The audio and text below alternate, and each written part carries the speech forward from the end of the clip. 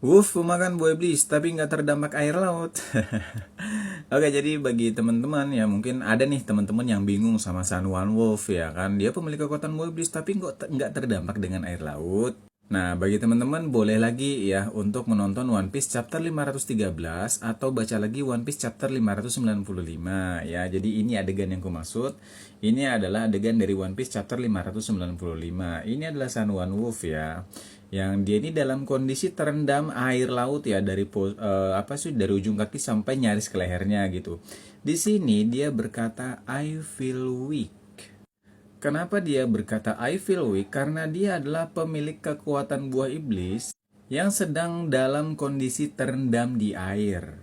Dia merasa lemah karena dia adalah pemilik kekuatan buah iblis yang terdampak dengan efek dari air laut.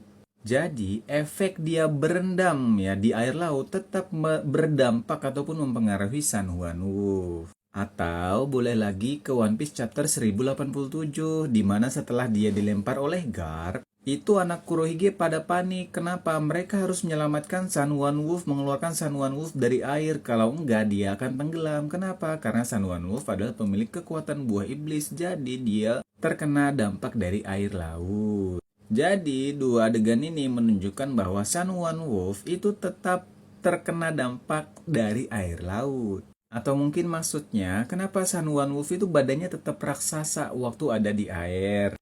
Tenggelam di air itu tidak mencuri kekuatan buah iblis. Contohnya, kita kembali lagi ke Arlong Park. Yang mana Luffy itu tenggelam di air, dia melemah, nggak bisa gerak ya. Karena terdampak tenggelam di air tersebut, tapi kekuatannya itu tetap bisa aktif ya, meskipun bukan dia yang mengaktifkan kekuatannya tersebut. Seperti contoh, dia tenggelam di Arlong Park, tapi kepalanya bisa ditarik. Kenapa? Karena tenggelam di air tidak mencuri kekuatan buah iblis. Makanya ada beberapa pemilik kekuatan buah iblis yang lain itu yang jelas-jelas nyentuh air tapi bisa menggunakan kekuatannya seperti Aokiji dan Oven. Karena air atau bahkan tenggelam di air itu tidak mencuri pemilik kekuatan buah iblis. Hanya saja mereka nggak bisa menggunakannya secara aktif.